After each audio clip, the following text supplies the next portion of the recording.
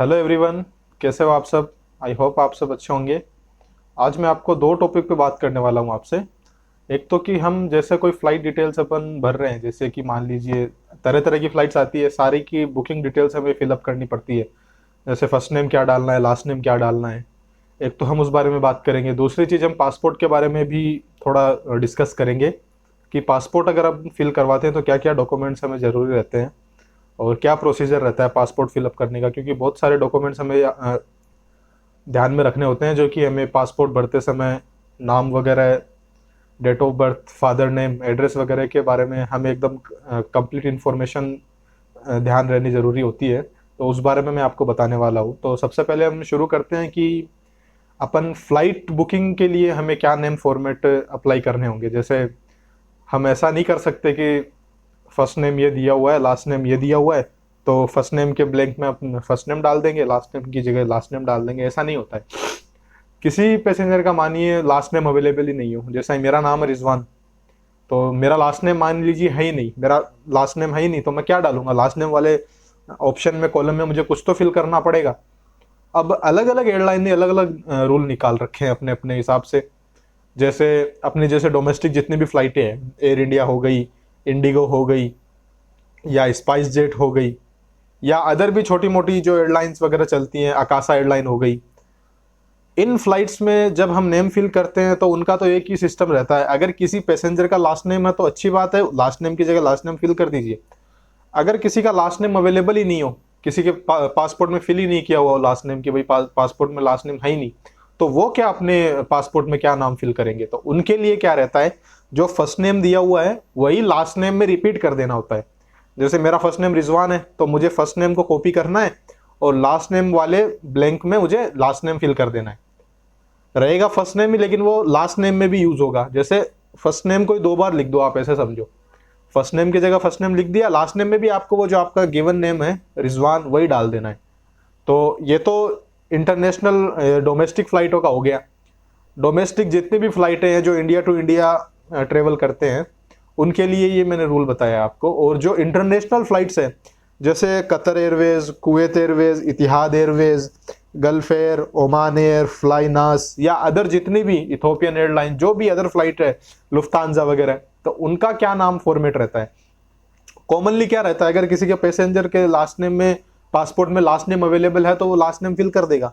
अगर किसी पैसेंजर के लास्ट नेम का कॉलम खाली पड़ा है, कुछ लास्ट नेम उसमें सरनेम वगैरह है ही नहीं, तो वो क्या फिल करेगा? बेसिक जो रूल रहता है वो गल्फ एयर के लिए रहता है कि टाइटल जो मिस्टर अपन लिखते हैं, उसकी जगह मिस्टर, जो टाइटल का कॉलम रहता है उसमें मिस्टर हमें टाइप नहीं करना होता है। जो फर्स्ट नेम लिया होता है उसमें हमें मिस्टर टाइप करना है, और जो लास्ट नेम है उसमें हमारा जो नाम दिया हुआ है, जैसे मेरा नाम रिजवान है, मेरा लास्ट नेम नहीं है, तो गल्फ एयर के अंदर मुझे क्या लिखना होगा? मैं जो टाइटल का कॉलम आएगा उसको मैं ब्लैंक छोड़ दूंगा, उसमें कुछ नहीं लिखूंगा, मिस्टर मिसेस कुछ नहीं लगाना। उसमें जो फर्स्ट नेम है उसमें मुझे मिस्टर यूज करना है। ध्यान से सुनना मेरी बात, टाइटल को हमें ब्लैंक छोड़ना है, फर्स्ट नेम की जगह मिस्टर हमें यूज करना है, और लास्ट नेम में हमारा गिवन नेम यूज करना है। जैसे टाइटल ब्लैंक छोड़ दिया, फर्स्ट नेम में मिस्टर, लास्ट नेम में रिजवान, तो ये गल्फ एयर का सिस्टम हो गया। इतिहाद एयरवेज में क्या रहेगा? इतिहाद एयरवेज में हमें ध्यान रखना होगा, फर्स्ट नेम में तो हमें FNU लगाना है और लास्ट नेम में हमें रिजवान लगाना है। तो टाइटल का क्या सिस्टम रहेगा? जो टाइटल अपन ने पहले में छोड़ा था ब्लैंक, उसको ब्लैंक नहीं छोड़ना, उसकी जगह मिस्टर यूज करना है। फर्स्ट नेम में हमें लगाना है FNU। FNU का एक कॉन्सेप्ट है, वो इतिहाद में लगाना मैंडेटरी होता है। अगर हम नाम यूज नहीं करेंगे FNU, तो उसमें बहुत ज़्यादा एयरपोर्ट पे बोर्डिंग पास बनते समय बहुत ज़्यादा इशू आएगा। तो इसलिए लास्ट नेम अगर किसी का अवेलेबल नहीं हो तो बहुत अच्छी बात है, नहीं हो तो क्या करना है? फर्स्ट नेम में FNU लगाना है, लास्ट नेम में जो हमारा गिवन नेम है जो दिया हुआ है रिजवान, वो यूज करना है। ठीक है, दो का हो गया। तीसरा कतर एयरवेज का रहता है। कतर एयरवेज में भी सेम सिस्टम जो गल्फ एयर में यूज किया था वही करना है। टाइटल को ब्लैंक छोड़ना है, फर्स्ट नेम की जगह मिस्टर यूज करना है, और लास्ट नेम की जगह जो गिवन हमें नाम दिया हुआ है वो यूज करना है। अभी आया कुवैत एयरवेज। कुवैत एयरवेज का भी सेम गल्फ एयर की तरह ही सिस्टम है, फर्स्ट नेम में मिस्टर, लास्ट नेम में रिजवान, टाइटल एकदम ब्लैंक छोड़ना है। बाकी रह गई जैसे सलाम एयर जैसी फ्लाइट हो गई। सलाम एयर में क्या रहना है? फर्स्ट नेम में गिवन नेम और लास्ट नेम में फादर नेम यूज करना है। इसमें एकदम अलग कॉन्सेप्ट है। और फ्लाइनास में भी सेम सिस्टम है, जैसे टाइटल में हमें टाइटल की जगह टाइटल फिल करना है, फर्स्ट नेम में फिल करना होगा गिवन नेम, और लास्ट नेम में जो हमारे फादर का नेम है वो फिल करना होगा। बाकी ये जितनी भी अदर फ्लाइटें रह गई, जैसे ओमान एयर, ओमान एयर का भी सेम सिस्टम रहेगा। फर्स्ट नेम में फर्स्ट नेम गिवन जो हमें नाम दिया हुआ है, और लास्ट नेम में हमें फादर नेम यूज करना है, और जो टाइटल में हम ब्लैंक जो छोड़ा करते थे उसकी जगह हमें मिस्टर यूज करना है। इजी है। आ गया आपको कॉन्सेप्ट समझ?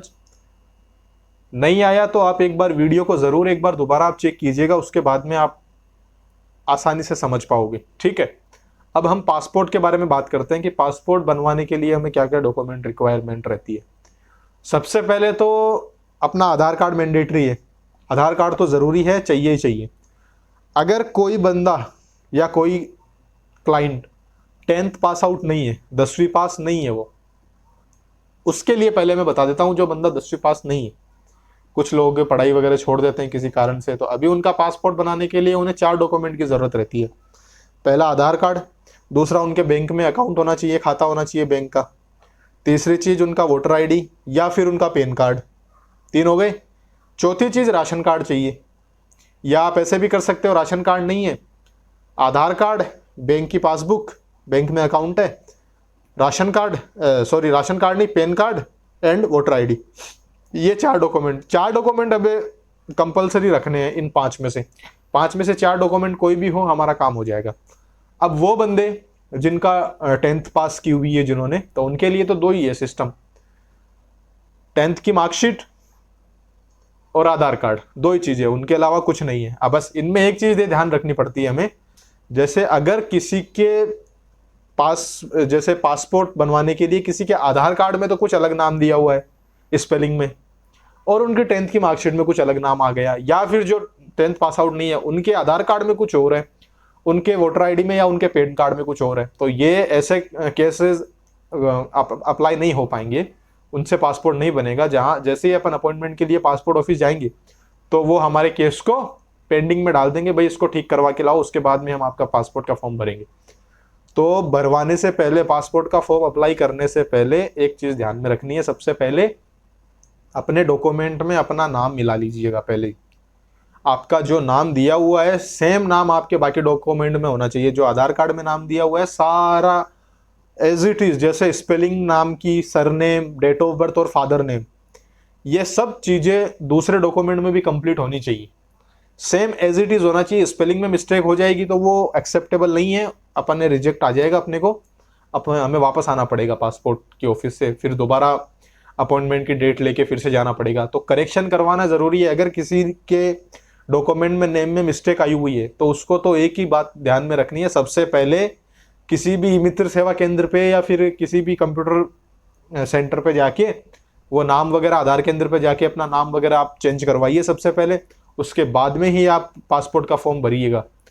उससे पहले अगर अपन कर भी लेंगे तो फॉर्म तो भरा जाएगा, उसमें कोई इशू नहीं आएगा, बट जैसे ही पासपोर्ट ऑफिस जाएंगे वहाँ वो हमारा केस को रिजेक्ट कर देंगे। वो कहेंगे नाम वगैरह आप सही करवा के लाइए, उसके बाद में हम आपको आगे पासपोर्ट के लिए अप्लाई करेंगे। तो ये चीज़ें आपको ध्यान में रखनी ज़रूरी है। एक तो आप जैसे नाम वगैरह भरते हो फ्लाइट में, उसका ध्यान में रखना है, वो मैंने आपको बता दिया है कि बाकी फ़्लाइटों में कैसा रहेगा। उसके अलावा जितनी भी पासपोर्ट से रिलेटेड इन्फॉर्मेशन है वो मैंने आपको बता दी कि फॉर्म भरने के लिए आपको क्या क्या ज़रूरी होता है। आई होप आपको वीडियो अच्छी लगी होगी। वीडियो अगर अच्छी लगी है तो आप वीडियो को लाइक ज़रूर करें, मेरे चैनल को सब्सक्राइब करें। मैं और भी इन्फॉर्मेशन आपको प्रोवाइड करता रहूँगा। तब तक के लिए बाय बाय, थैंक यू।